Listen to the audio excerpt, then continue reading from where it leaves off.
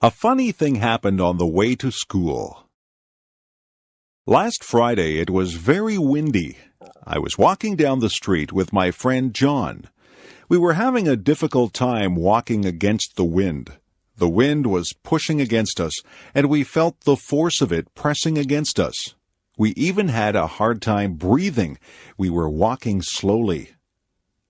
We watched the leaves as they danced and twirled in the wind. We watched a plastic bag as it flew by us.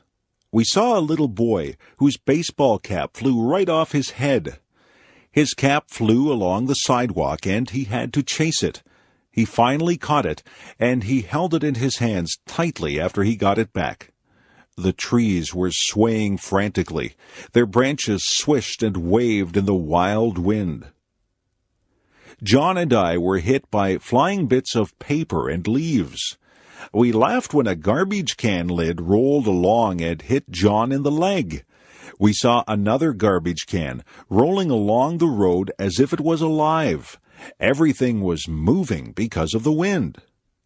Then the funniest thing happened. I wasn't paying any attention, and a paper bag came flying up the street toward us. It hit me right in the face and covered my whole face.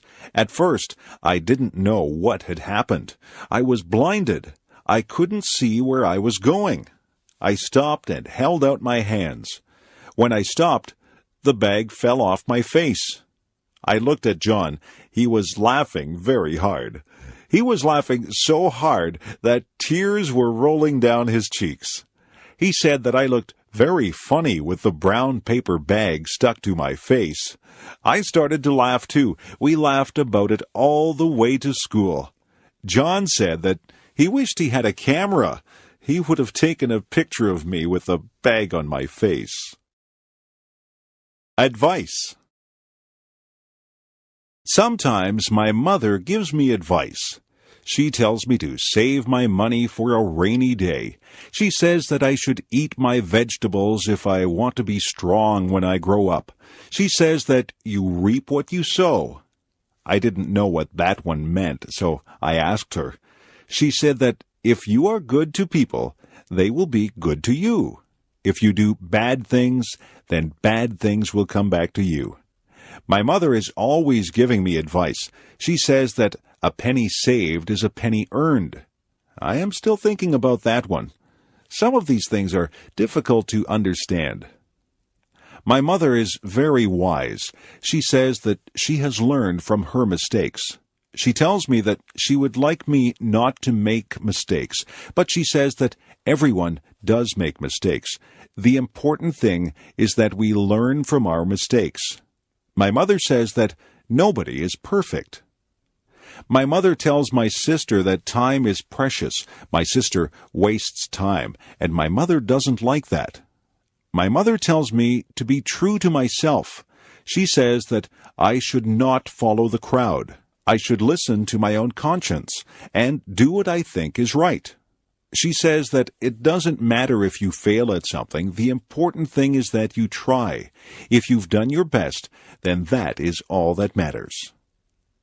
I listen to my mother. I think she gives very good advice. My mother has a lot of common sense. I hope I am as wise as she is when I have children of my own. Sometimes I wish that she would not give me so much advice. I think that I know what I'm doing. But in the end, I always remember what she has said, and I try to live by the standards that she has set for me. Take the advice that your parents give you. They only have your best interests at heart. A trip to the hospital. I have to get my tonsils out. I'm not really happy about it, but I'm tired of being sick and having sore throats. I have to go to the hospital 2 hours before my surgery. My mother will go with me. The nurses will take my temperature and check my blood pressure. They will make sure that I am ready for my operation. I will be dressed in a white gown, and I will be wheeled down the hall to the operating room. I can't have anything to eat or drink for a long time before my surgery. My mother will walk down the hall with me. Then she will wave goodbye as they wheel me into the operating room. The doctor and the nurses will be busy in the operating room. They will be getting ready to perform my surgery. The doctor will say hello to me and tell me that he is going to put me to sleep. He will put something into my arm. He will tell me to count backwards from 10. I think that I will only say 10, 9, and then I will be fast asleep. I won't be awake for the surgery. When I wake up, I will be surprised that the surgery is over. My throat will hurt and I probably won't feel very good. My mother will be there with me. The nurses will give me a drink and try to make me comfortable. I won't be in the hospital overnight. I will go home later in the day. My parents will have to make sure that I have a lot to drink. I can't eat any hard foods or they will hurt my throat. I will sleep a lot because I will not feel very well for a couple of days. It won't take long before I recover from my surgery. Sometimes we need surgery to make us feel better. Hospitals can be a bit frightening, but the doctors and nurses are very nice, and their job is to make you better. What my cat did. One day I was sitting in a chair drinking a cup of tea. My cat came into the room and sat on my lap. She was quite content, and she sat there purring. My cat likes to drink water, and sometimes she drinks milk. I would never give her tea to drink. Cats just don't drink tea. We were sitting there quietly when suddenly my cat stood up. She was looking at something on the floor. She crouched down low and got ready to pounce. I saw what she was looking at. It was a huge centipede. I think that centipedes are ugly.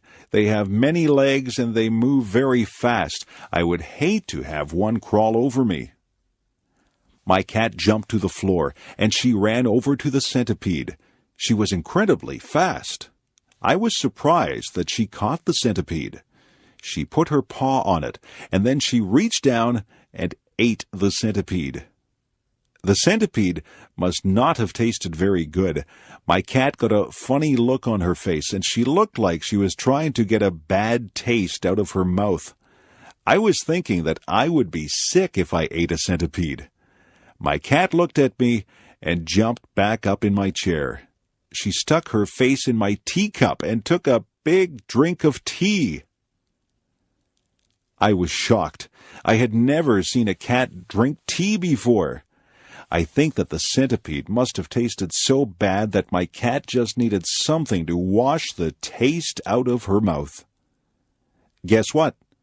I didn't finish my tea. I threw it out and washed out the cup.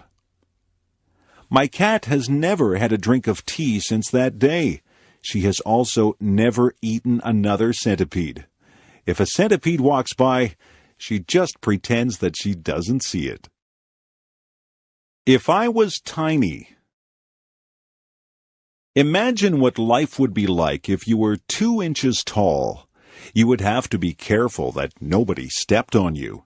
You would have to watch out for cats, dogs, and birds. It would be very dangerous, but just think of the things that you could do. You could live in a dollhouse or even a shoebox. You could use a bottle cap for a plate. You would have to wear doll's clothes. A stamp would make a lovely picture to hang on your wall. You could hide in a mouse hole or a drawer. You wouldn't need much food. You could probably live comfortably on the crumbs that people would leave on the table. A thimble would make a good cup. If you went outside, the grass would seem like a jungle. An insect would be huge and frightening. A puddle would seem to be an ocean. You could cross the puddle in a paper cup and use a spoon for an oar. A matchbox would make a good bed with a handkerchief as a bedspread. You'd brush your hair with a toothbrush, but you'd never find anything small enough to brush your teeth with. You could take a ride on the back of a mouse. You wouldn't find any books that were small enough to read, but you might read the back of a pill bottle. You could ride in a toy car and have a soup bowl for a swimming pool. A leaf could be your umbrella, and a mitten would make a great sleeping bag. If you used your imagination, you could think up something to use for almost all your purposes. Being small might be fun, but then again it would be frightening. I'd be afraid of my pet cat. I wouldn't want a book to fall on me. I would be afraid of being swept away by a big gust of wind. I think I'd rather be my size. If I were a giant. If I were a giant, I wouldn't be able to fit in my house. I'd have to live in a building that had a high ceiling, but I'd probably have a hard time getting through the door. I'd have to make my own clothes, but where would I get a giant needle and thread to sew with? I couldn't ride in a car or a plane. I suppose I would just have to take giant steps to get from place to place. I would have to be very careful not to step on anybody or anything. When I talked, people would cover their ears. My voice would sound very loud to them. I wouldn't find shoes to cover my feet. I wouldn't find a knife and fork to eat my dinner with. I might have to use a rake as a fork. My dinner would be huge. What would I cook my dinner in? I certainly wouldn't find an oven big enough to put my dinner in. If I sneezed, it would be like a hurricane. If I fell down, it would be like an earthquake. I wouldn't have any friends because everyone would be too tiny for me to talk to. I think that being a giant would be very lonely. I couldn't have just one apple. I would have to have a lot of apples to fill me up. I would have to drink gallons and gallons of water to quench my thirst. I could never relax under a tree. I would be taller than all the trees.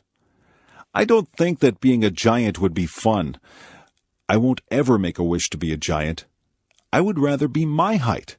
I'm very happy the way I am. Moving to another country. My friend Steve moved to another country. He had lived in Canada all his life and he moved to Japan. Life in Japan was very different for Steve than what he was used to. At first, Steve suffered from culture shock. His whole life seemed different. He was not used to the way of life in Japan. Steve was not used to the large crowds of people that walked up and down the streets in Japan. In his hometown in Canada, the streets were fairly quiet. Steve had to get used to the food. In Japan, the people eat a lot of fish. Steve had never eaten much fish before. Steve wanted pizza, but it was expensive in Japan. Steve said that he had to adjust his eating habits. The people in Japan have different customs than we do here in Canada. Steve didn't want to offend anyone, so he had to learn the customs. He had to learn about what Japanese people considered polite and rude. Sometimes in a foreign country you can do something to insult someone without even realizing that you are being rude. At first, Steve had trouble with the language. He said that the only way to really learn the language is to talk to people. Steve talked to a lot of people. He made a lot of mistakes, but people were patient with him, and they tried to help him with his Japanese. It wasn't long before Steve felt more comfortable in his new surroundings. You have to be willing to learn new customs and a new language if you move to another country. Steve feels very comfortable in Japan and in Canada now. He is thinking about going to another country now. He thinks that he might like to try and live in Italy. I'm sure that he would get over his culture shock very fast if he moved there. Moving to a new country can be difficult, but if you are willing to learn, it can be a very rewarding experience. Look for the beauty. I have learned that things don't always go the way that they were planned. If something doesn't happen the way that I want it to, I try to make the best of the situation. I always try to find something good in everything that happens. Last year, I broke my ankle when I was walking on an icy sidewalk. At first, I was very upset. I was missing school and there was a party that I wanted to go to. I couldn't do very much of anything. My ankle was very sore. I stayed home and I read a book. It was an excellent book and one that I probably would not have had time to read under normal circumstances. My friends brought my homework to my house and we had some really nice visits while they were here. I had to accept the fact that I couldn't go anywhere on my broken ankle, so I made the best of a bad situation. Once I lost my way when I was out camping. I ended up in a very large field. I was afraid that nobody would find me, but I calmed myself down and took time to examine all the interesting wild flowers in the field. My family did find me. They were surprised at how calm I was. I've learned that there is something valuable inside every adventure and something beautiful inside every person. We had a new boy who came into our class. His clothes weren't in style and he was not particularly handsome. Some of the boys and girls made fun of him. Sometimes people can be really cruel. He seemed to handle it all right, but inside, I knew that it must hurt. Some of my friends and I invited him out with us. We found out that he had a terrific sense of humor, and he is probably one of the nicest people that I have ever met. He has since become one of my best friends. It makes me ashamed when someone that I know judges someone by how they look. It isn't fair to do that. You'll find that something good comes out of almost every situation. You'll find something good about almost everyone that you meet if you look hard enough. If something doesn't work out the way you planned it, just make the best of the situation. Look for the beauty in everything. My doll. When I was an infant, I got a rag doll. It was a very plain little doll, and it wore a clown outfit and a clown's hat. I used to take that doll to bed with me every night. I couldn't go to bed without my doll. My mother used to pretend that the doll was talking to me. She would make the doll dance and sing songs. I would talk to the doll. My mother would answer for the doll, but I was a baby, and I thought that the doll was actually talking to me. That doll was my best friend. I took her everywhere. One time I took her to a store with me, and I left her on a shelf in the store. We were halfway home when I realized that I didn't have my doll with me. I was very upset. My mother and I rushed back to the store. My doll was still there. I was so relieved. I hugged my doll and I promised myself that I would never leave her anywhere again. I couldn't imagine life without that doll. Through the years, the doll became less important in my life. I had other things to do, but the doll still sat on my bed during the day, and I still took it to bed at night. I gave that doll a lot of love when I was little. In fact, I love that doll so much that she looks tattered and torn now. There are parts of her face and hands that are almost worn away. I had a lot of other toys when I was little, but none of them were ever so important as that doll. I don't play with toys anymore, but that doll is still in my room. She sits in a special chair in the corner. I'll always have that doll. No matter how worn out she is, I'll always keep her and cherish her as part of my early childhood. I am curious. I am curious about many things. I would like to find the answers to a lot of questions that I have. What holds the stars up in the sky? Why does ice form on the top of the lake when it is cold? Is there life on other planets? Why do we not fall off the face of the earth? How do caterpillars turn into butterflies? All of these things are mysteries to me. There are so many questions that are unanswered.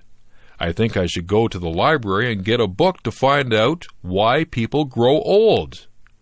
What makes a television work?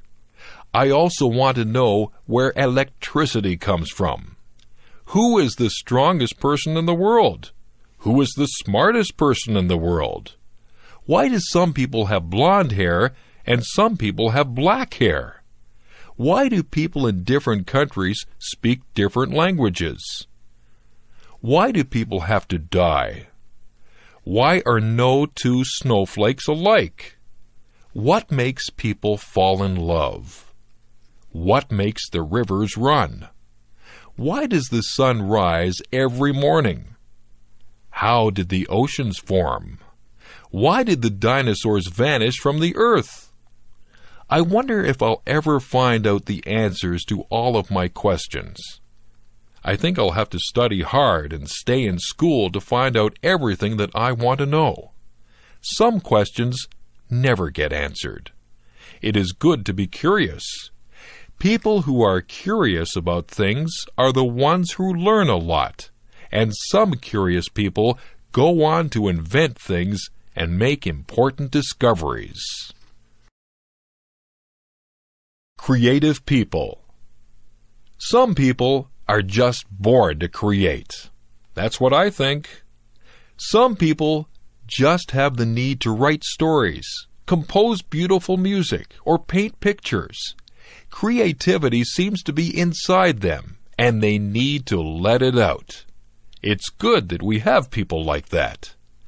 Composers like Mozart and Chopin have given us music that is incredibly beautiful. It's not just the classical composers who have given us great pieces of music. There are modern composers who have written great songs also. Elton John is an example of someone who has composed many wonderful songs. Andrew Lloyd Webber has given us some very popular musicals like Cats and The Phantom of the Opera. There are so many talented and creative people in this world. When you visit an art gallery, you marvel at how artists are able to recreate realism or make up something that seems totally unreal, yet beautiful. The American artist Norman Rockwell painted some pictures that actually look like photographs. He tried to portray life as it was in America. Through his paintings, one can get a good sense of American life through the years. On the other hand, artists like Jackson Pollock did not portray realism. Jackson Pollock painted abstract pictures. His paintings are just as good as Norman Rockwell's, but they are entirely different. Some books that we read are classics. Mark Twain portrayed American life through his characters Tom Sawyer and Huckleberry Finn. Charles Dickens brought Victorian England to life through his books. Most people are familiar with his Christmas Carol, where the mean and miserable Scrooge learns the true meaning of Christmas. People don't have to read the classics. There are modern writers who entertain readers through their stories. Stephen King has written a number of horror stories. Some of his books have even been made into movies. We are lucky to have creative people who share their gifts with us. If you are lucky enough to be creative, you should use your talents to create works of art that we can all share.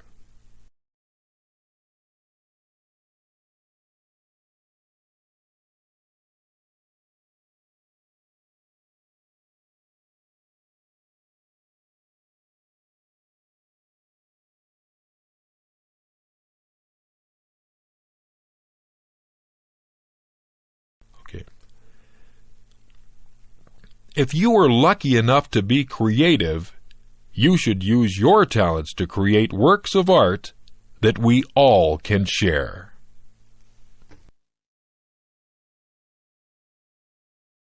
The perfect place. There is a place in my mind that is pure. Everything there is beautiful.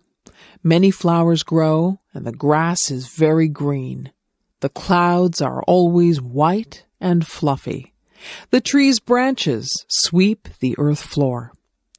You can hear the sound of a waterfall. It is roaring with life, and the water races. A bird calls in the distance, and as you listen, the sound gets closer. A flapping quite near makes me turn and look.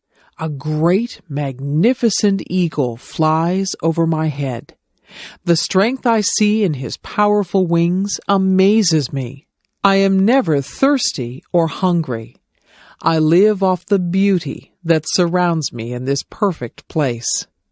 I walk on trails that lead me to breathtaking places. The beach is my favorite spot to end up. The sand between my toes is soft and cool. I love to lie down on the sand. I watch the sun go down. Sometimes the sun is a brilliant orange. The world seems like it is on fire. Waves lull me to sleep. The seagulls wake me up. In this perfect place I have learned so much. The animals and their homes are so precious. I have learned to respect the animals. They were here first. The sounds, smells, and sights are too perfect and full of life. There is no war here, no anger or stress. I don't have to worry about pollution or destruction. My perfect world exists only in my head.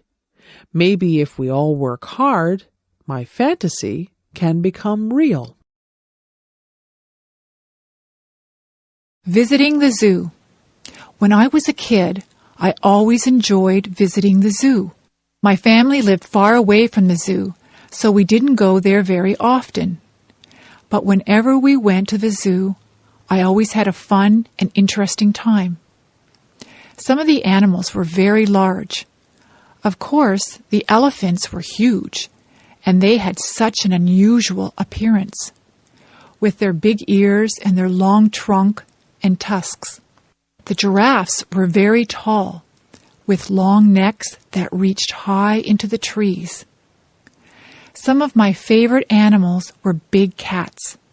The lions looked very powerful, with their big teeth and paws.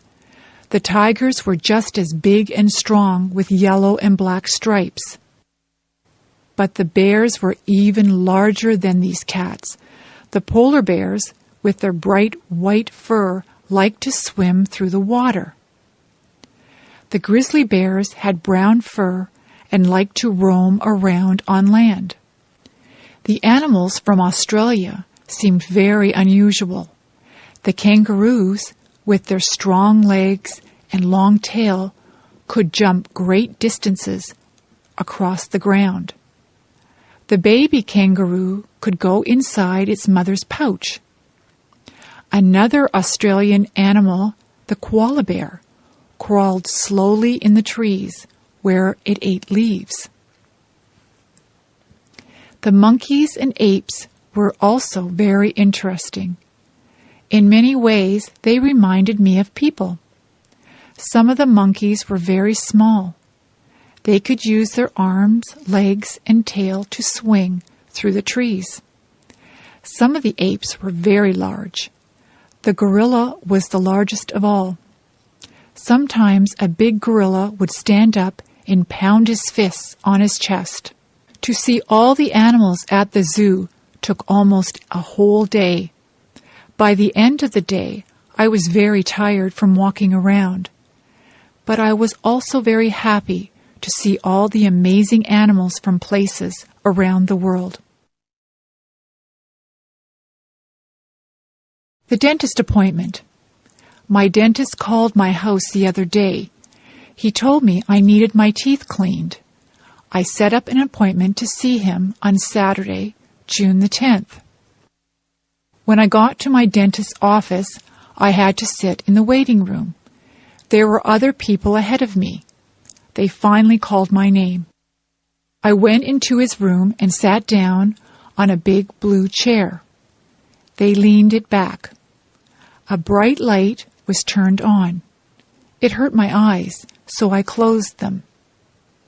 My dentist asked me to open my mouth. I did. I thought my mouth was very big, but he told me to open it even wider. Soon he began poking around to see if I had any cavities. He flossed my teeth and put fluoride around my teeth too. The fluoride tasted like bubble gum. I had to spit into a dish-like bowl. It squirted out water. My dentist kept asking me questions. I couldn't answer because there were weird tools in my mouth. When I tried answering back, he seemed to understand, though. His helper came into the room. She asked me to open my mouth again. I had to clamp down on something that felt like rubber. She put a big camera-type machine right next to my cheek. She did this on the other side of my face as well. They took 2 pictures of my teeth. It was really cool. The dentist told me my teeth were perfect. I didn't have any problems. I could go home. See you next year, he said. Daydream. Little Annie was very bored one lazy afternoon. She had nothing to do. She had already played with her brothers in the sandbox and had tea with them and her dollies too. She had baked chocolate chip cookies with her mom and even tasted one. They were very good, she thought.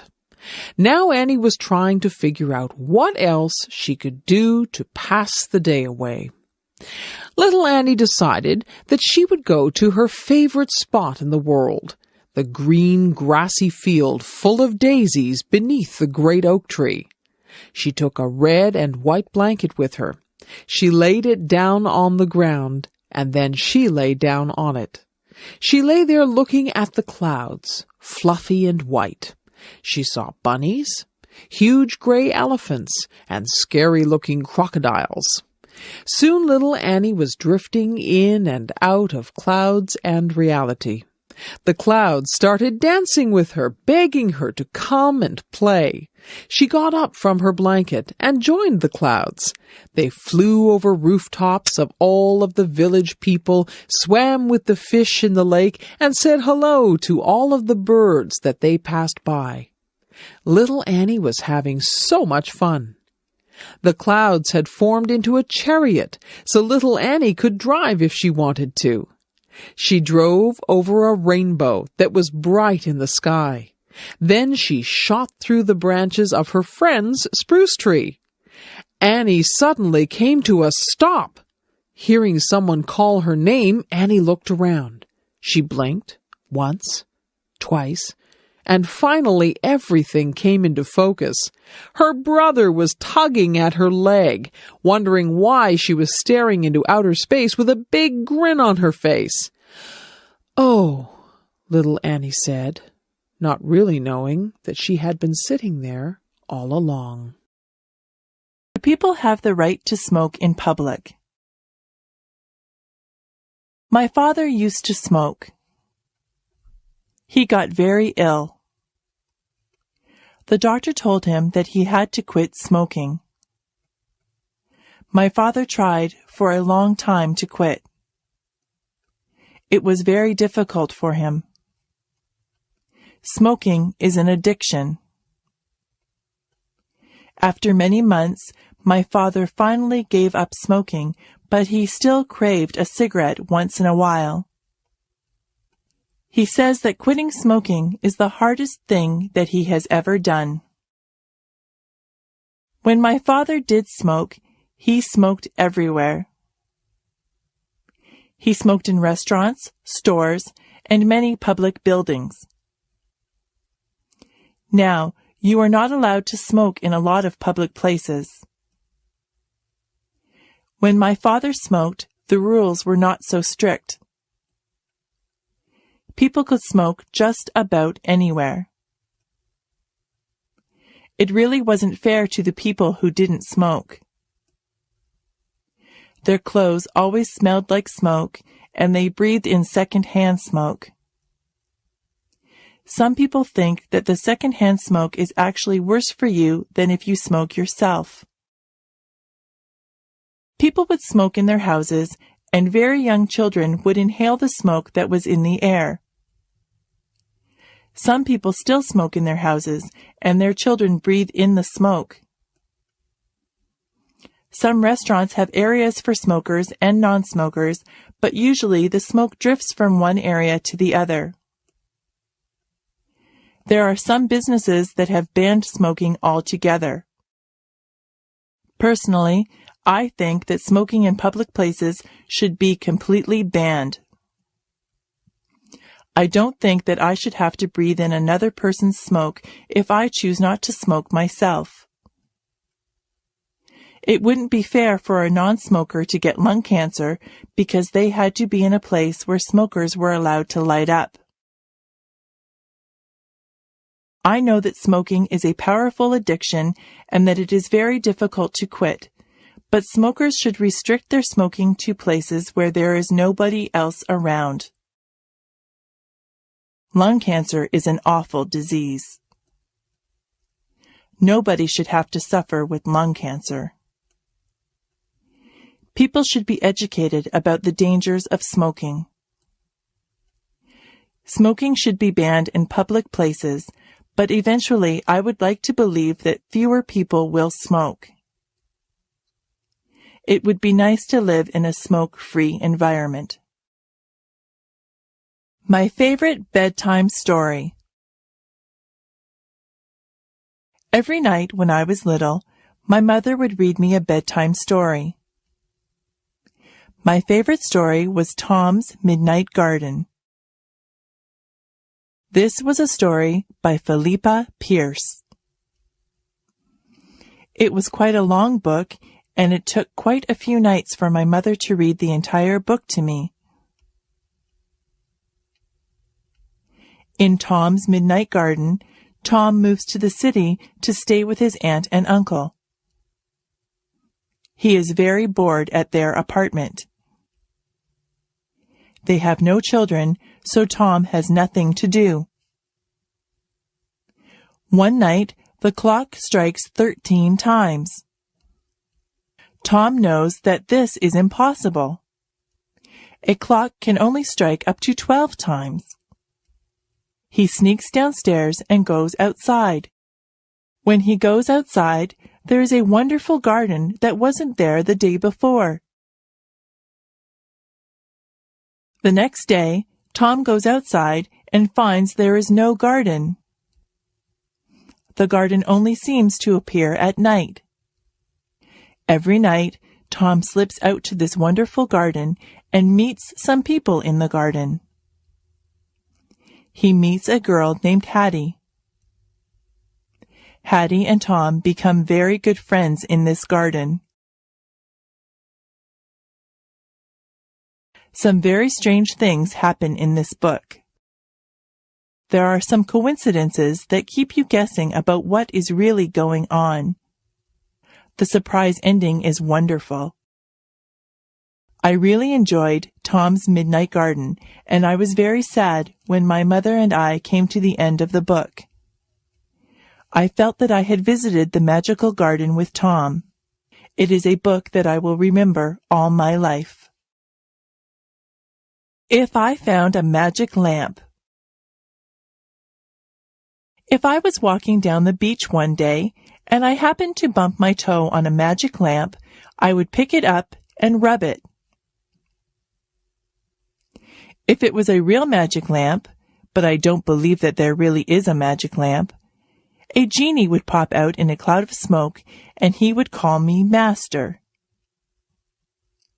He would say that he would grant me 3 wishes. I would have to think very hard about those wishes because I wouldn't want to waste them.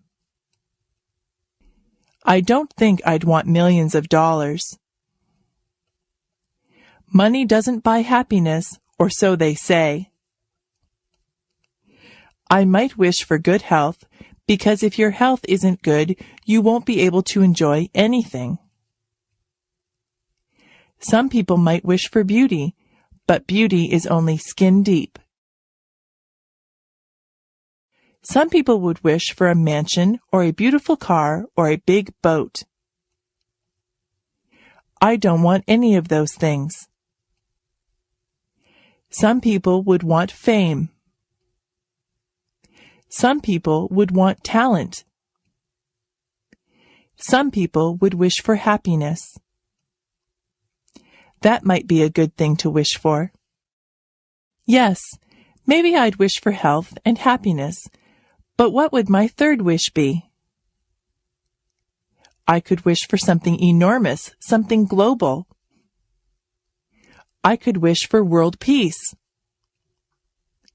That would be a wonderful thing if somebody could grant me that. Yes, that would probably be my third wish. It's too bad there aren't any genies inside magic lamps.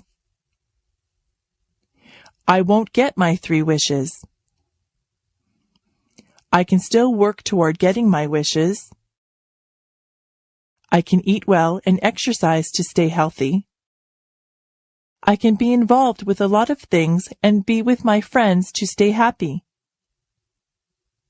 I can volunteer my time to different organizations to help achieve world peace. I can do my fair share in my community to help others. That's how I can get my 3 wishes, not through a magic lamp. I can only get what I want through self-determination and hard work. That is the key to getting your wishes fulfilled. Superstitions. Making cookies. Something smells good. My friend's mom is making cookies. They are chocolate chip, my favorite. I think I'll go home and ask my mom if we can make cookies too. I run all the way home and rush through the door. I yell, "Mom, Mom!" She comes out from her bedroom, her eyes wide. "What?" she answers, a little worried. I breathlessly ask if we can pretty please, make cookies. She smiles and says, "I guess so." "Yes," I reply. First, Mom tells me to get out the cooking stuff. So I get out the mixer and bowl, the measuring cups and spoons, and the cookie sheets. Then she tells me to get out the recipe book. I remind her that the recipe is on the chocolate chip package. "Right," she says. Then she asks me to look at the recipe and get out the things we need, like flour, sugar, and butter. We set the oven temperature to 350 degrees Fahrenheit. Then we mix all the flour and other ingredients together. Last, we added the chocolate chips. We dropped the batter by big teaspoons full onto the cookie sheets. We set the timer for 12 minutes and just sit back and enjoy the good smell. The buzzer rings. We take the cookies out. Oh, do they look good. We don't even wait for them to cool down. Both Mom and I get a big glass of cold milk and 2 big warm cookies each. Yum, yum. Want to join us? I want to dye my hair green. Many of my friends have dyed their hair different colors. I don't mean normal hair colors like brown or black. My friends have dyed their hair orange, purple, and blue. I told my mother that I would like to dye my hair green. I explained to my mother that I would only use food coloring. The green would not last forever.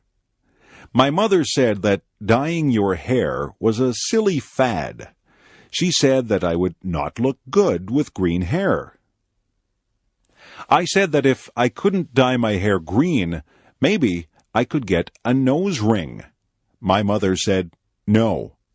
I said that maybe a tattoo on my arm would be nice. My mother said, "No way." My mother said that she did some crazy things when she was a young girl. She said that she used to iron her hair to make it straight. That sounds quite boring to me. My friend Joan came over. Her hair is dyed bright pink. My father said, "Nice hair, Joan." I don't think that he really meant it. My mother says that when I am an adult, I can dye my hair whatever crazy color I like, but for now, she would like me to leave my hair its natural color. I tried to tell her that all my friends were doing it. My mother asked, "If all your friends were jumping off a cliff, would you do it too?" I said, "No." I think I'll have to wait to have green hair, but maybe by the time I'm old enough to dye my hair green, I won't want it that color. My mother says that fads change all the time. One day, something might be popular, and the next day it's not in style at all. I'll just have to live without green hair for now. I wonder what the fad will be next month. Why do people dislike other people? Some people don't like other people just because they look different. I think that is silly. I don't think that it is fair to judge someone by the way they look. Some people look very nice, but they are mean or cruel. Some people look very ordinary, but they are incredibly nice. I remember when I was in grade 1. I saw a girl across the room. She had a mean look on her face. I thought to myself that she was probably not a very nice person. I stayed away from her and played with the other children. Then we had to play a game, and the teacher said that she would pick partners for us. The teacher picked the girl with the mean face as my partner. I didn't think that the game would be much fun at all with a partner who seemed as mean as that girl. I walked up to her and said hello. The girl's face changed. She smiled at me, and she began to talk to me. Her mean face disappeared. We had lots of fun playing the game. We laughed a lot and enjoyed each other's company. That girl became my best friend. Now, when I look at her, I see what is inside her. Sometimes she doesn't smile, but I know what she is like. She is a kind and funny person. I have learned that you can't judge a book by its cover. It is not fair to dislike someone just because they don't look like you want them to look. You have to get to know a person. It doesn't matter to me what color a person's skin is. It doesn't matter to me if they are short or tall, skinny or fat, or happy or sad-looking. I judge people by how they treat me, and I try to treat people like I would want to be treated. The birthday gift. It is going to be my father's birthday. What can I give him? I don't have much money. I have looked all through the stores, and I have not found anything that I think he would like or that I can afford. I have thought very hard about what to buy for him. I thought that he might like some candy, but my father really doesn't eat many sweets. I thought that he might like a new shirt, but he has lots of clothes. I can't afford a new car or computer for him. I was watching him on the weekend. He cut the grass, washed the car, took out the garbage, weeded the garden, and watered the plants. I got an idea. I went to my room and took out some paper. I cut out pieces of paper, and I wrote on them. I wrote on one piece of paper that I would wash the car every weekend for the summer. I wrote on another piece that I would take out the garbage every week for the summer. I also wrote that I would cut the grass, weed the garden, and water the plants every week for the summer. I made a birthday card for my dad, and I put the pieces of paper inside it. I went downstairs and gave my gift to my dad. My dad thought that the gift was very thoughtful. He said that it was a gift from the heart. I did all those things for my dad all summer. He said that he had a lot of free time because I helped him so much. My dad and I are good friends. I don't mind doing things for him because I know that he is always there to help me out. A good gift doesn't have to be something that costs a lot. My dad says that the best gifts are the ones that show how much you care for the other person. I'm glad my dad liked his gift. New Year's Day. On New Year's Day, people start a new year. Many people make resolutions. They resolve to be better people. Some people decide that they will lose weight so that they can be healthier. Some people decide to give up smoking. They also want to be healthier. There are all kinds of resolutions that people make. Some people try not to lose their tempers. Some people say that they will work harder. There are people who try to give up bad habits. Every year, my brother says that he will stop biting his nails. He stops biting his nails in January, but by February, he always starts again. That is the thing about New Year's resolutions. People seldom keep them. Everybody starts out with good intentions, but it is very hard to stick with them. I don't make New Year's resolutions. I find that I just break them. I just work day by day to break my bad habits. I know that I eat too many sweets. Every day I just try to resist them. I think that every day is a new day, regardless of whether it is New Year's Day or not. Bad habits are hard to break. The best thing is never to start any bad habits. I don't know if my brother will ever stop biting his nails, but I know that each January he intends to stop. Maybe one of these New Year's days he'll get over that habit. If I could fly. I sometimes imagine what it would be like if I could fly like a bird. Just imagine what it would be like to soar into the sky, flying high above the trees. You could stand on high rooftops and never be afraid of falling. You would see so many things as you flew over rooftops and forests. You would feel incredibly free as you traveled from place to place, not bothered by road signs or traffic jams. If I could fly like a bird, I would start from my backyard and travel through town. I would look down on the houses and factories. When I got tired, I would land in a field and take a nap. I would travel above rivers and follow them as they wound along and emptied into lakes and oceans. I would fly above parks, and I would call out to the children as I flew high above them.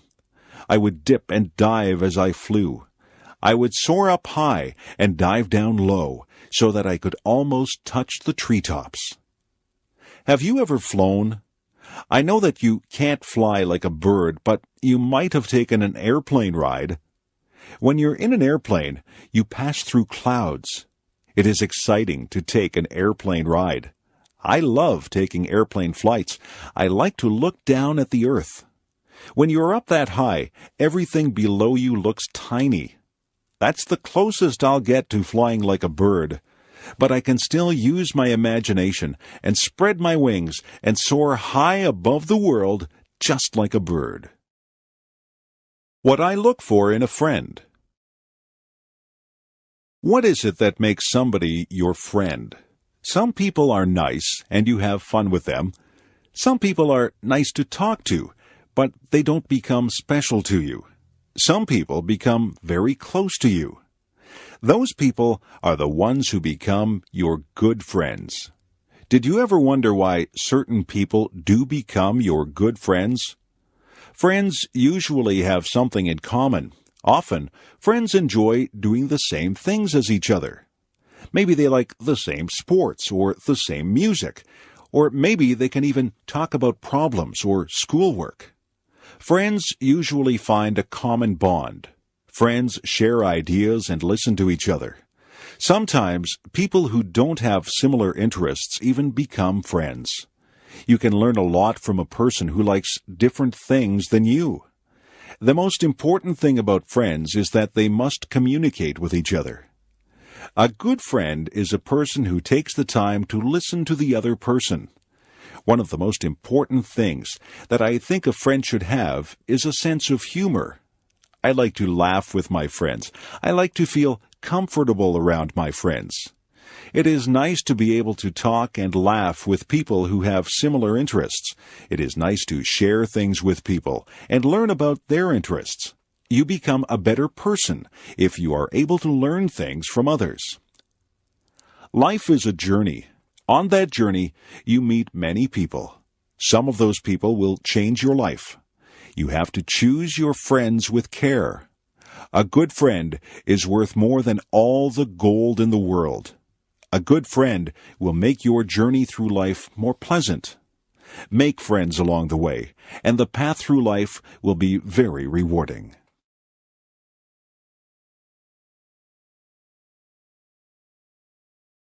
A picnic. What a great day for a picnic!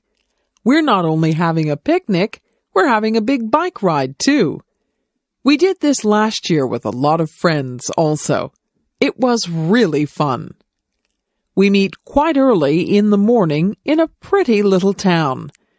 The town is where the Niagara River flows into Lake Ontario in Canada. The town's name is Niagara-on-the-Lake. Then all of the people, 50 or more, get on their bikes or rollerblades. We go on a bike path beside the river. The path we take is about 11 kilometers or 6 miles long. There are a lot of people using the path too.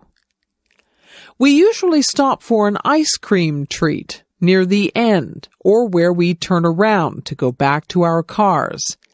It is just before the park where we will have our picnic and a steep hill. Many of the men and boys go up the hill. Most of the women and children go back to their cars.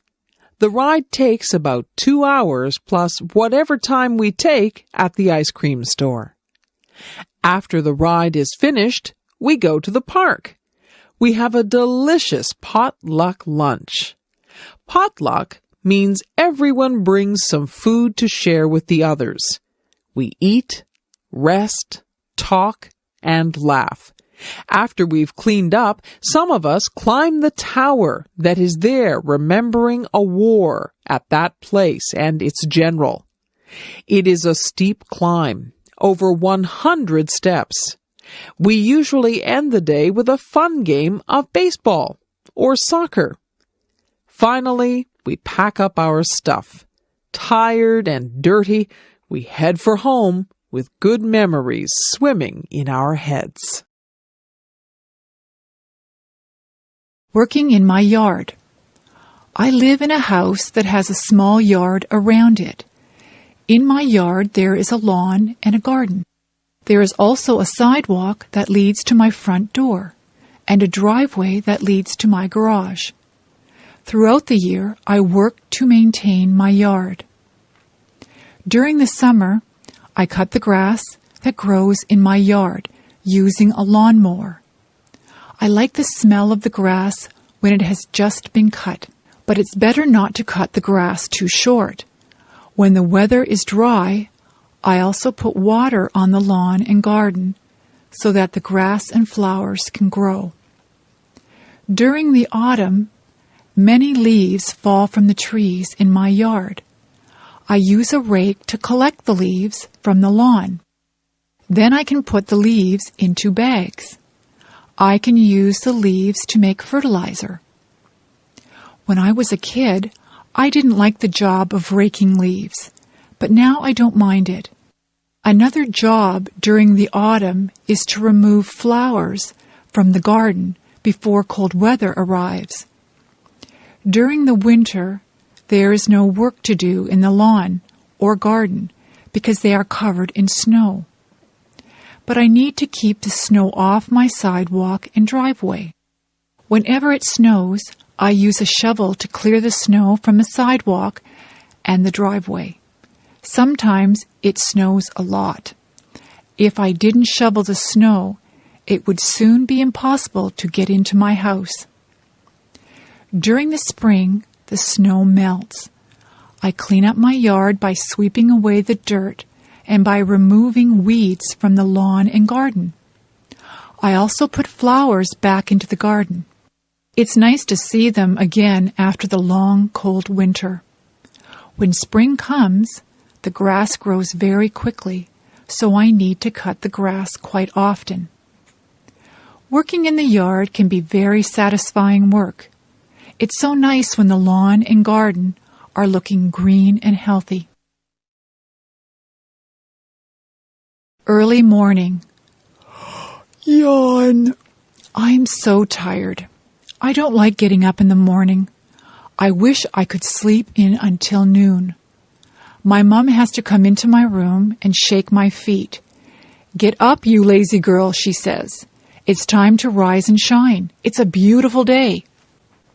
I raise my head, mumble and turn over, putting my pillow over my head. My mom yanks my pillow from off my head and starts tickling me. Okay, I'll get up, I shriek. The sun is so bright that I squint. I think I will go outside and play.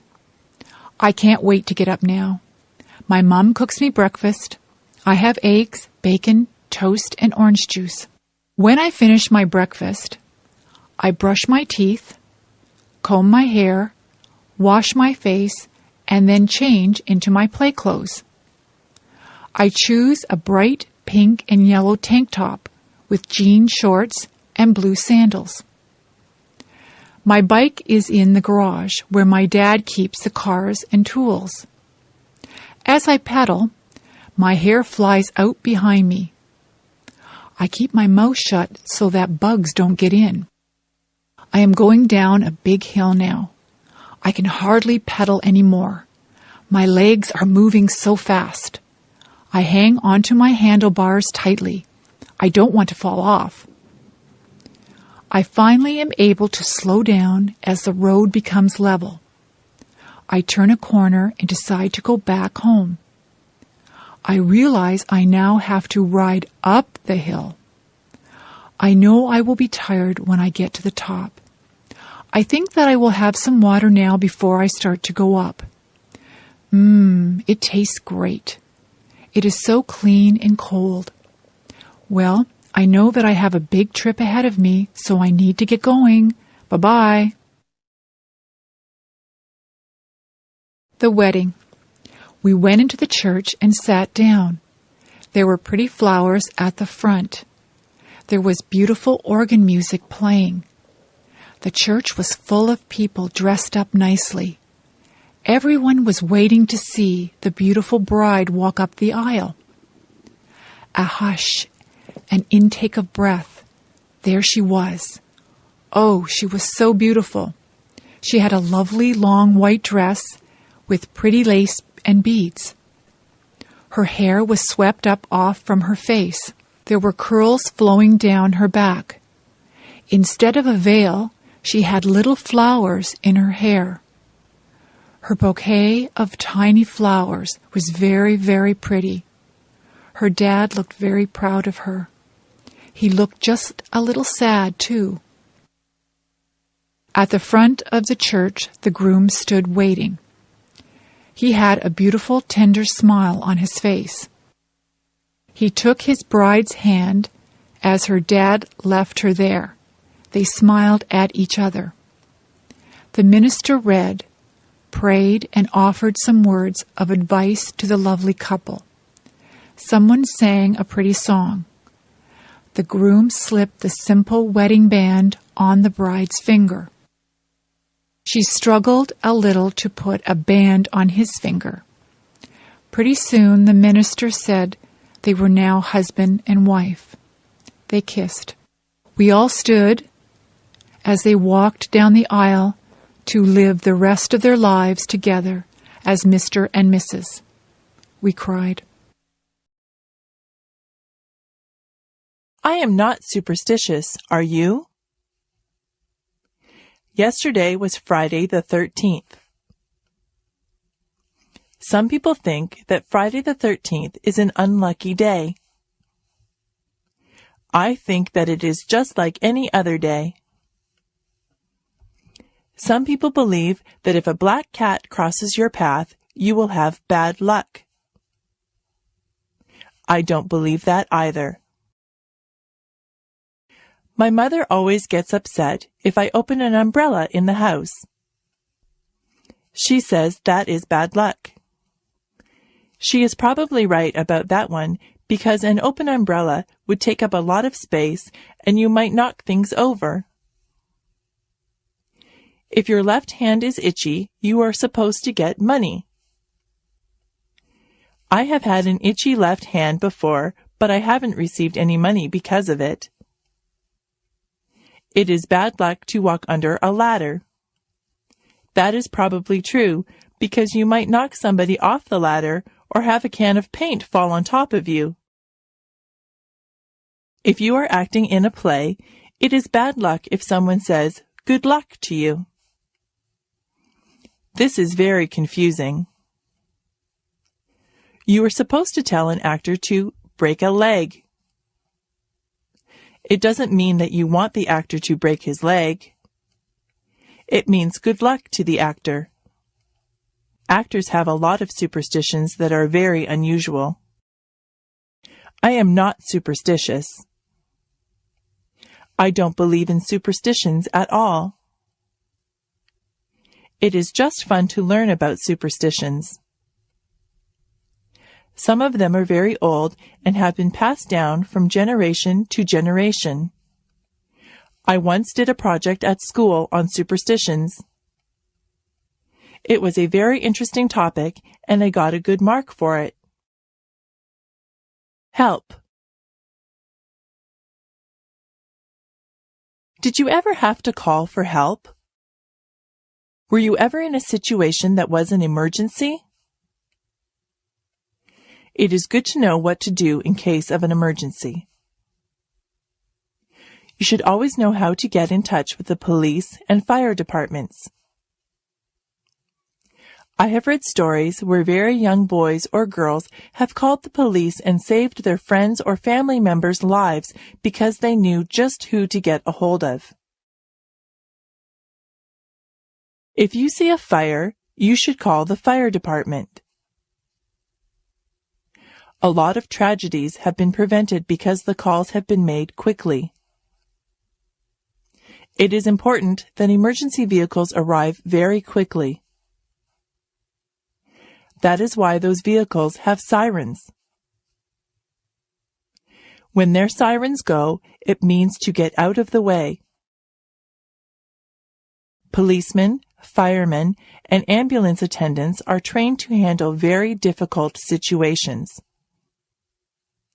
They often save people's lives. They go through a lot of training to become good at what they do. They never panic in emergencies. For your part, you should keep emergency numbers near the phone or know what the emergency numbers are. Where I live, there is a special number that you call for any emergency. We teach that number to everyone, even very tiny children. It is important to remain calm if you need help. If you call an emergency number, you have to be able to speak clearly and tell the person you are talking to exactly what the problem is. I hope you are never in an emergency situation, but it is a good idea to be prepared. The peach orchard. When I was very young, I lived near a peach orchard. Now there is a park where the orchard used to be. I always remember the peach orchard because my grandmother and I used to go there and pick peaches. The owner of the orchard would let all the neighbors pick peaches. It's not the fact that I used to get many ripe, tasty peaches that I remember. It's the time that I used to spend with my grandmother that I remember. My grandmother was very old, but she was very healthy. She used to walk a lot. I think that is what kept her fit. She had a lot of energy, so she liked to go to a lot of places. She would get a fruit basket, and then she would ask me if I wanted to go to the orchard. I always said yes because I enjoyed walking through the orchard on a sunny day. We never climbed up on a ladder to reach the peaches. We just reached for the low-hanging fruit. My grandmother and I used to talk all the time that we were out there. It was nice to spend time with her. She told me many stories about when she was a young girl. We laughed and got to know each other better. My grandmother only visited us during the summer. She lived in California and I lived in Niagara Falls, so we didn't get to spend a lot of time with each other. We enjoyed the hot summer days in the orchard. You could smell the peaches, and the bees buzzed lazily by us. My grandmother would point out different insects and birds to me. I learned a lot about nature from her. We would end up with a big basket of peaches.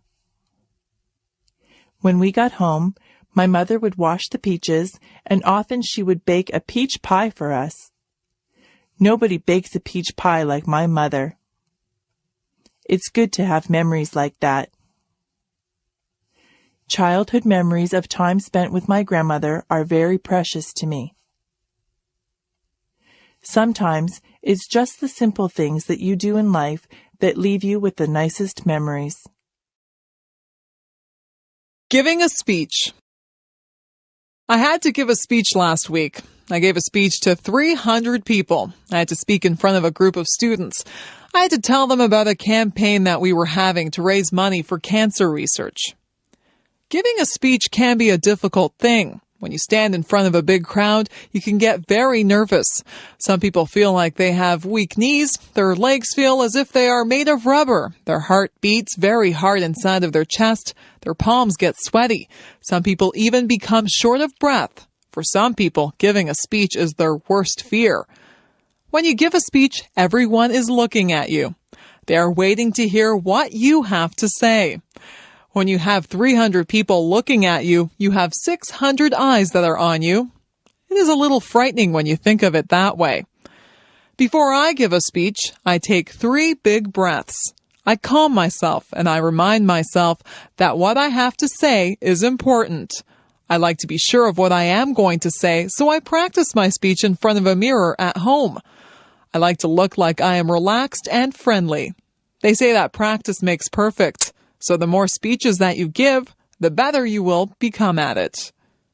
Whenever I have to give a speech, I imagine that the audience is just one big person. I look out into the audience until I find a friendly, smiling face. I focus on that person, and I pretend that I am just talking to them. I have become used to giving speeches. I am more relaxed now than I used to be. People tell me that I do not look nervous at all. I like to hear that. Sometimes I do feel a little flutter of nervousness, but I just ignore it and do the best that I can. Giving a speech is not as scary as it appears to be. Anyone can do it with a little practice. My friend in the next office. When I started my job a year ago at the university, I did not know my way around. I did not know where to find anything. I had a million questions. But Diane in the next office took me on a tour showing me the places to eat, the library, the lecture rooms, where to get a picture ID card, how to get from one building to another. When I had a question, I asked Diane how to use the telephone, where to make copies, where to print with my computer, the location of my mailbox. She teaches as I do. We both spend a lot of time helping students and answering their questions. She giggles a lot. I hear her laugh with her students. Sometimes she asks my advice about her work or about a problem, and I ask her advice.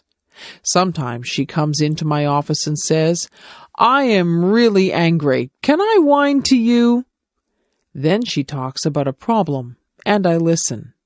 And then she returns cheerfully to her office. Sometimes I go into her office and say, "I'm upset about something that happened. Can I come in for a minute?" Then I grumble to her, and she listens, and then I go back cheerfully to my office. Each of us feels better when we have shared our problems. Then they are no longer problems. Diane is shy in a group of people. She is quiet and does not start a conversation. Everyone around her talks, and she listens. On Friday afternoons, she makes popcorn for everyone. We all sit in the staff room and eat microwaved popcorn and drink tea and talk. We start to relax for the weekend and talk about our plans. She is a good friend. She helps my students when I am not there. She wishes me good luck when I go to a lecture. I am very glad that she can be my friend in the office beside mine. The musician. There once was a little girl named Rain Angel. She loved to sit at the piano and play. Rain Angel was a very gifted girl. She had a voice that gave people shivers, and she loved to sing. As Rain got older, she continued to love music. Rain became involved in the choirs and bands at her high school. She loved performing in front of people.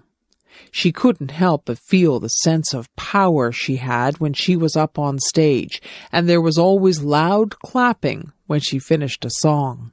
Rain soon went out on her own and looked for someone that could help her become famous. Rain wanted to share her talent with the world. She felt that her special talent for music helped people feel good. Rain went out into the big world, and she did very well. She was always performing her best, and someone finally noticed her. Her new agent helped her to make her first album. Rain became famous because she never quit trying. Rain loved her new way of life. She continued singing and playing her piano. She was even taught how to write her own music. Rain Angel had always dreamed of becoming a celebrity. She always remembered her friends and family when she was famous because they had always believed in her. Rain Angel strove for a faraway place, and it became her reality. She always believed that what she wanted to become was her choice. She believed that if you have the strength and determination, you can make your dreams come true. The circus. Wow! A big tent was in the middle of the town's parking lot. We were going to a 3-ring circus. I couldn't wait for it to begin. Inside and outside of the tent, toys, balloons, and food were being sold. All of the children were so very excited. Inside the tent, we found good seats so we could see everything. The band started to play loud music, and the ringmaster came out with a big tall hat on his head. In one ring, there were small animals, dogs, monkeys, and parrots doing tricks. The dogs were dressed in funny clothes, and so were the monkeys. They rode on bicycles, danced, and climbed ladders.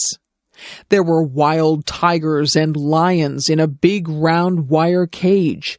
A man with a whip was inside the cage with them. He had them trained to jump through a hoop of fire and to roll over. He even kissed them. He was very brave. During the break in the middle of the circus, funny clowns came out and did silly things. They had happy faces and sad faces. Some had big red noses that honked if you squeezed them. There were rides on elephants, too. I didn't go on one because it cost too much money. The last act took up the whole tent. It was the acrobats. They hung from their teeth, their feet, and their necks high up in the air. They also swung high up in the air and flew to each other. It's kind of scary to watch because I was afraid they might fall. I had a very good time at the circus.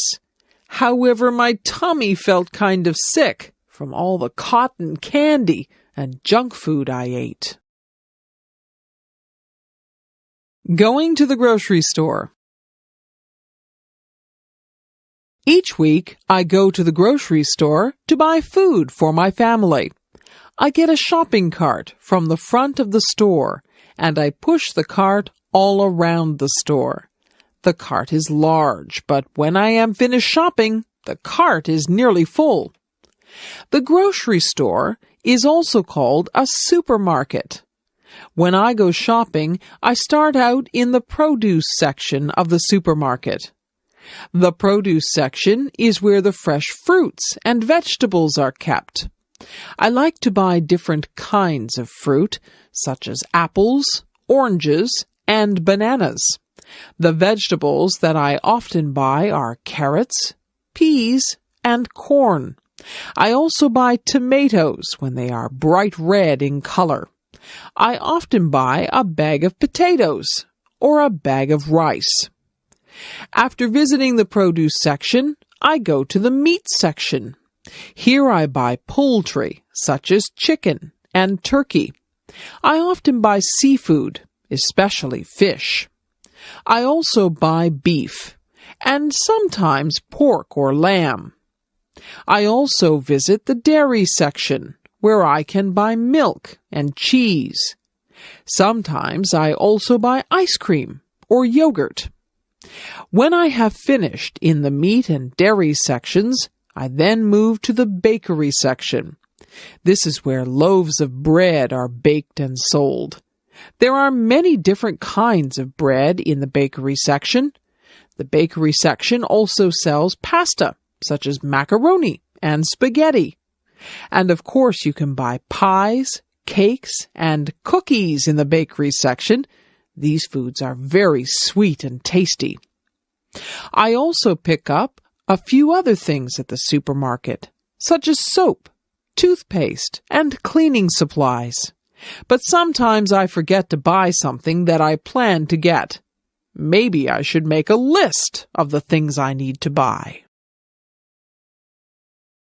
A day at the beach. When the hot summer weather arrives, many people like to cool off by visiting the beach. Often there is a cool breeze that comes off the water. And of course the water itself is cool and refreshing. One of the favorite activities at the beach is building sandcastles. Children use small shovels and pails to move the sand.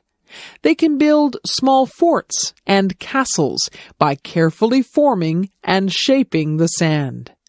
Building sandcastles is a lot of fun, but you shouldn't build them too close to the water.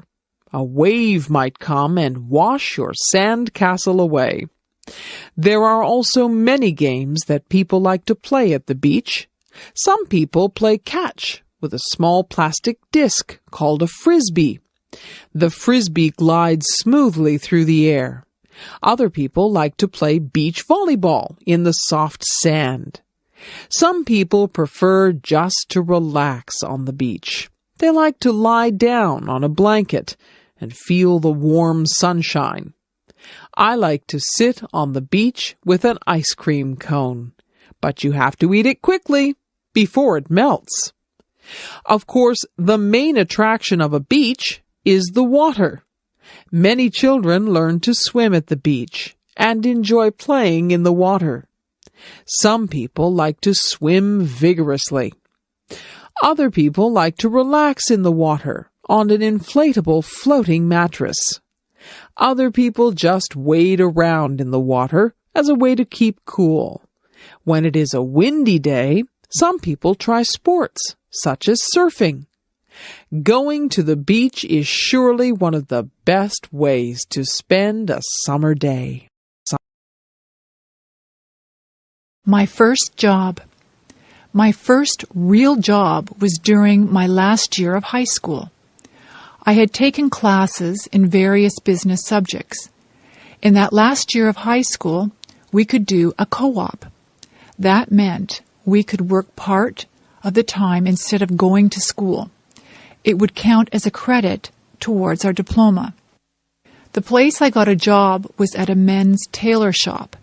The owners were a very nice older German couple. They had 2 other men working for them too. One of the men had had brain surgery for cancer. He had a big, long scar all around the top of his head. He told me all about it. He was always happy and full of fun. I thought he was very brave. The tailor shop made suits to order. One of the salesmen would measure the man, and the customer would choose a fabric and style for he or his wife liked. The people in the back of the shop would then cut and sew the suit. The suits cost a lot of money. There were also suits already made that the customer could buy instead if they wished. They could also rent suits or tuxedos for weddings or parties. I worked at a little desk. I answered the phone, wrote letters, filed papers, and did some bookkeeping. It was about a mile walk from my school to work. I passed many clothing shops. That wasn't good because I spent a lot of my money that I earned in those shops. I worked at the tailor shop for almost a year. It was a good experience and helped me get my next job with the United States Navy. That was fun too. First trip away from home. Today I'm going to my friend's house. Her name is Valerie.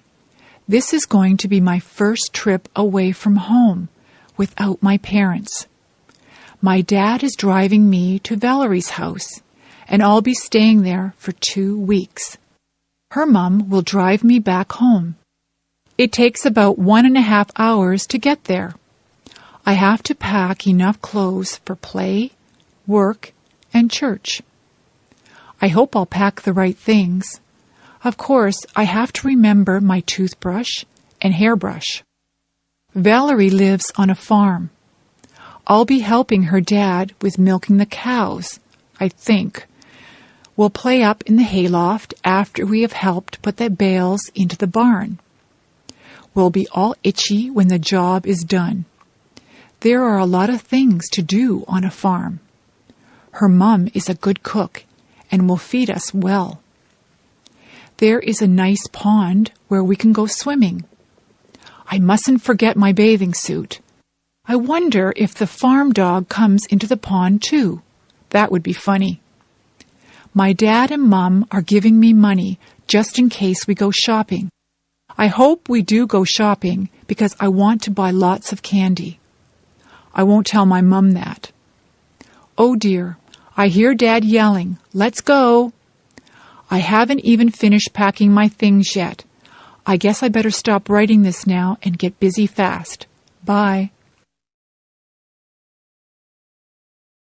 My job. I work at a conservation park called Balls Falls.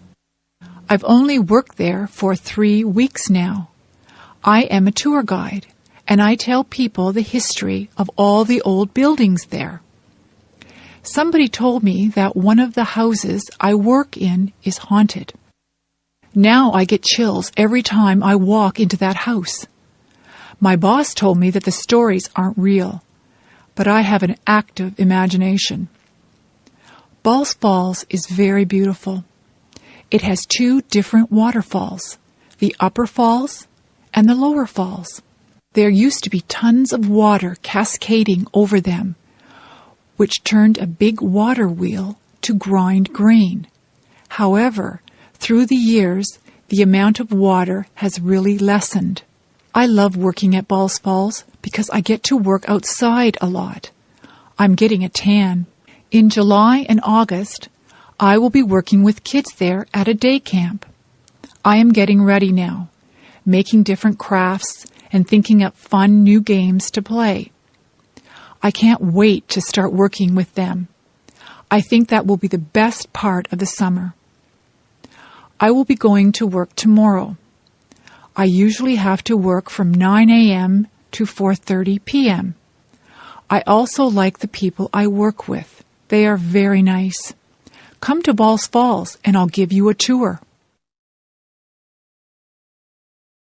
My hobby. Let's see. Today I might go fly a kite, or maybe go for a swim. It is hot outside, and I don't know what to do. My mom tells me that I should do something that I like doing on hot days. Since our house is nice and cool, I guess I'll stay inside and work on my hobby. My hobby is something that not a lot of people do. I make and collect bookmarks. To make my bookmarks, I use stickers and special art pencils to draw. I buy the stickers at a mall, usually in a card store. The art pencils are bought in an art store. To make the bookmarks, I start with a piece of paper. I measure out how big I want the bookmark to be with a ruler. I once made a bookmark so big that it couldn't even be used in a very big book. After I measure it, I draw lines so that I can cut it straight. Sometimes I use fancy scissors that cut zigzag or frills. Then I start to decorate them. I like to draw cartoons and flowers on my bookmarks. Sometimes I even put real flowers on them. A lot of the time, I write little sayings on the bookmarks. I like to give my bookmarks to friends and family. Sometimes I even sell my bookmarks to people. I like my hobby. I can draw whatever I want on the bookmarks. Maybe sometime in the future, I will be a famous bookmark maker and even have my own store. If I had $1 million. If I had $1 million, I'd travel the world. I would go to the highest mountain. I would swim the deepest sea. I would probably buy a lot of clothes because I love clothes. More than anything, though, I would want to visit Ireland. I want to see the rolling hills and the green, green grass that everyone talks about. When I think of Ireland, I think of where my family came from many years ago. I am almost all Irish, and I would love to see my family over in Ireland. If I had $1 million, I would buy a Mustang or a Pontiac Sunbird car. I would buy a nice house with a big backyard and an outdoor and indoor pool. I would love to take my family wherever they wanted to go. I would buy them wonderful presents, too. However, I know that money does not buy happiness. It does not buy you friends or family. It may bring some happiness only for the moment, but in the long run, your family is what will be there for you if you love them and are there for them. If I had to pick between $1 million and my family, I would pick my family. The $1 million is a nice dream. If that dream ever comes true and I do get a lot of money, I hope I would use it wisely. Career choices. What do you want to be when you grow up? There are so many things that you can be. You might want to work in the field of law. You could be a police officer. You could be a judge or a lawyer. Maybe you'd like to work in the food industry. You could be a cook or a waitress. You might want to manage a hotel dining room. Perhaps you would want to do room service in a hotel. You could be a chef and make fancy meals for people. Maybe show business is what you'd like to be involved in. You could act in television shows or movies. You could sing or play an instrument in a band. If you like to help people, you could go into medicine. You could be a doctor or a nurse. You might be a surgeon and operate on people.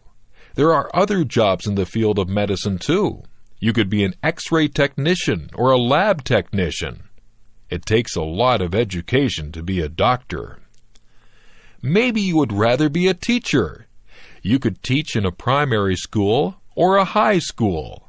If you don't want to work with children, you could become a professor at a university. There are hundreds of other jobs to choose from, too. You might want to fix cars or work in a store. You could be a dentist or a veterinarian. You could be a janitor or a zookeeper.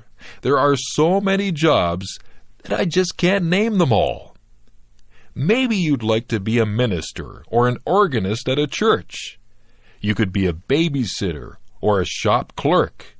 You might be interested in being an astronaut or a baker. You could work in a bank or at a shop. You could work on a construction crew and build roads and houses. Maybe you'd rather decorate the houses, so you could become an interior decorator. You could cut hair or be a driving instructor. The list is endless. There are even jobs that you may never have heard about. The choice is yours. You just choose whatever you want to be and do your best to become that. I could go on forever. You could work in a library. You could be a factory worker or a fisherman. You could make clothes or build bridges. You could wash windows or be a bricklayer. The possibilities are endless. I need glasses. I have been having trouble seeing the blackboard. Everything is blurry. I keep getting headaches. I told my mother about it, and she made an appointment with the optometrist. I went to a place where they made me read words and letters on a chart. Some of the words were big, and some were very small. I tried to read everything, but sometimes I couldn't see some of the small letters. The optometrist would cover one of my eyes while I read the chart. Then she would cover my other eye. She even put some drops in my eyes. I asked the optometrist if I had passed or failed the test. She laughed and said it wasn't that kind of test that you passed or failed. She was just trying to find out if I needed glasses. I did need glasses. My mother and I looked around. There were many pairs of frames. I wanted something that was in style. I tried on many pairs of frames. Some of them looked good on me, and some of them looked really funny on me. I finally chose a frame that was my favorite. I gave them to a lady who did some measurements. She told me to come back on Friday to get my glasses. On Friday, I got my glasses. My friends liked them. They said I looked smart in my glasses. I wore them to school on Monday, and I was able to see the blackboard clearly. I didn't realize how much I hadn't been able to see. Now I don't get headaches anymore. I'm glad that I have my glasses. Everything is a lot clearer now. I am clumsy. My mother says that I am clumsy. My father says that I am clumsy. I know that I am clumsy. I do things all the time that are clumsy. I fall down for no reason at all. If there is a crack in the sidewalk, I will be sure to trip on it and fall down. If I carry a plate of food in the cafeteria, I almost always either drop it or bump into someone with it. I don't try to do these things. It just happens. When I drink juice, I miss my mouth and get juice all over my shirt. I always have something spilled on my clothes. Last week I opened a jar of peanut butter. The jar flew out of my hands and landed upside down on the floor. There was a big glob of peanut butter on the floor. Yesterday I knocked over the sugar bowl. There was a big sticky mess on the floor. I bump my head when I get into the car. I rip my pants on things. I lose my money out of my pockets. I step on the cat's tail. I always feel bad when I do that because the cat thinks I don't love her. I don't mean to do these things. I am just a clumsy person. My parents tell me to slow down. I am always in a hurry. Maybe that's why I'm so clumsy. Maybe it's just a stage that I'm going through. If it is, I hope it is over soon. Being clumsy is no fun at all. Home alone. I remember the first time that my parents left me home alone. I was very grown up, and I thought that I would be just fine. I was fine for a while. I watched television and had something to eat. I called my friend on the phone, and we talked for a while. Then I sat down to read a book. The house was quiet, very quiet. I found myself listening very carefully. I heard a tap-tapping noise. I wondered where it was coming from. It seemed to be coming from the window. I turned out the lights so that nobody would see me, and I peeked out the window carefully. I was expecting to see a robber tapping at my window. There was nobody there. It was just a tree branch swaying in the breeze and tapping at my window. I felt silly. I turned on the lights and sat back down to read my book. A few minutes later, I heard some creaking noises. I listened carefully. Then I heard a clunking noise. I think it might have been the furnace. Then there was a whirring noise. My imagination began to play tricks on me. I was imagining that there were all kinds of creatures in the house. I told myself to grow up. I wouldn't let my imagination run away with me. I was glad when my parents got home. I told them about all the noises that I had heard. My parents laughed and said that all houses make noises. We're usually just so busy that we don't hear all the noises that go on. I have stayed home alone many times now. I just ignore all the little creaks and noises that I hear. I'm still alert and listen for anything suspicious, but I know that there are lots of noises that are harmless. That tree that taps on my window still frightens me sometimes, but I'm a lot braver now than I was the first time that I stayed home alone. Family. What does the word family mean to you? The easiest way to define family is to talk about who you are related to. Usually there is a mom and a dad, and children who are brothers and sisters.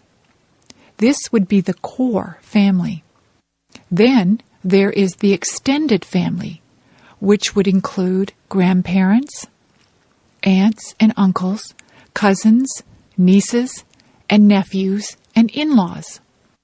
People married to your brothers or sisters, husband or wife. However, I think the word family has a much deeper meaning. The word family brings words to my mind like love, support, help, kindness, fun, love, trips, closeness, love, forgiving, sharing, love, understanding, respect, and love. You'll notice one word that is repeated over and over again: love.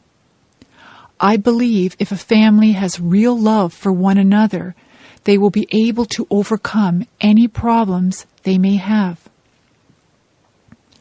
Actually, they may not have too many problems if they all love and respect one another. However, there are things that cannot be helped, like death, sickness, or accidents. It is during those hard times that a family's love helps them to go through those experiences. We had quite a few children in my family. There were brothers and sisters, which included an adopted brother and a number of foster children too. I was also very fortunate that I had both my mom and dad to live with and do things like vacations together. We had a lot of fun, and there were some times of tears too. Above all, we love one another. Family is a wonderful thing. I am so lucky.